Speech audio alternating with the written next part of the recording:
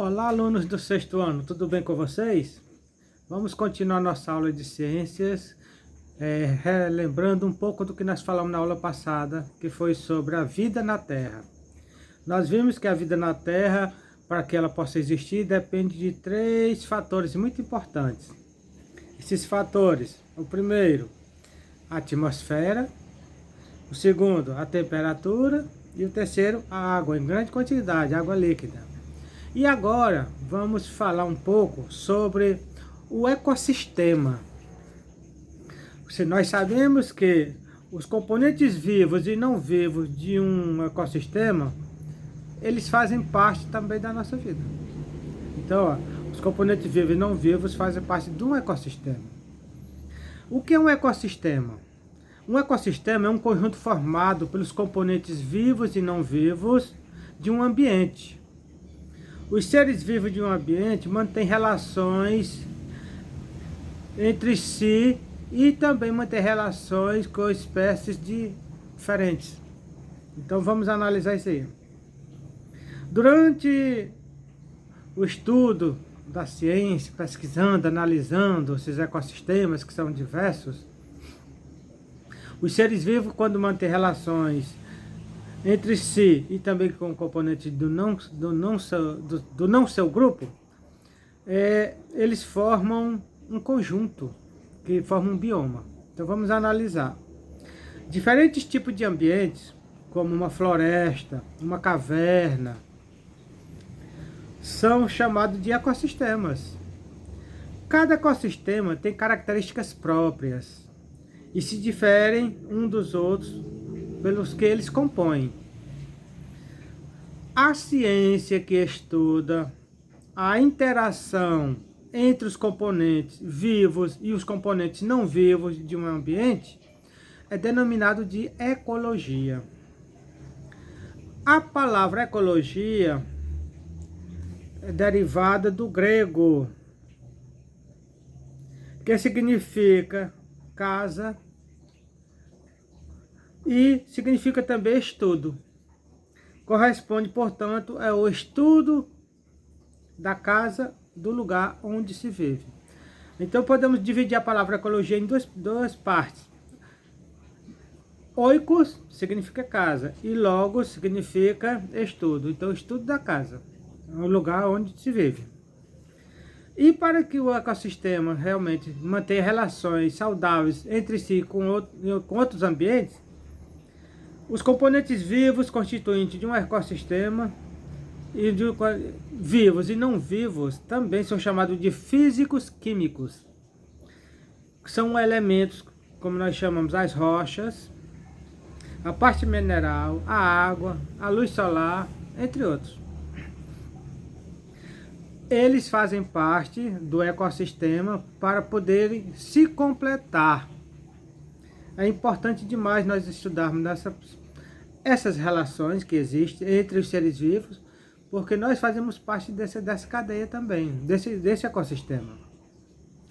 A interação entre os seres vivos acontece entre indivíduos de mesma espécie, quanto entre indivíduos de espécies diferentes. Para compreender essas relações, vamos analisar um exemplo. Por exemplo, algumas características de um tipo de macaco da região norte do Brasil, chamado de cuxiú preto. É um primata que vive na floresta do Pará e do Maranhão. Vamos analisar as relações entre o indivíduo dessa espécie e sua interação com espécies diferentes. Por exemplo, vivem bandos de 30 indivíduos da espécie, que chegam a se deslocar vários quilômetros por dia na copa das árvores. Então eles ficam vagando de um lugar para outro. Eles percorrem muitos quilômetros durante o dia, de árvore em árvore, pulando, procurando lugares melhores para eles sobreviverem. Alimentam-se de flores, frutos, sementes, brotos, insetos e aranhas. É a comida deles. Então eles saem todos os dias procurando esse tipo de alimento e percorrem até vários quilômetros.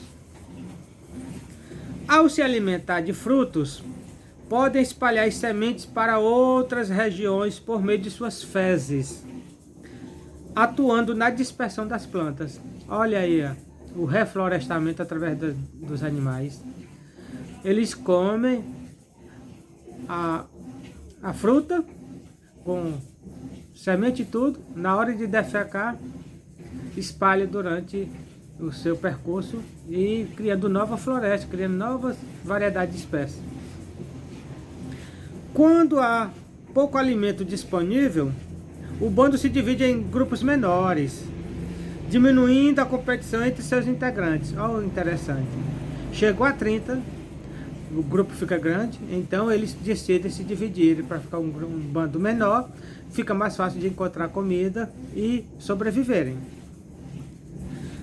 Por se deslocar com agilidade e rapidez, consegue fugir mais facilmente dos predadores, como, por exemplo, as serpentes, as onças e os gaviões, que são a comida desses animais. Eles são a comida desses animais.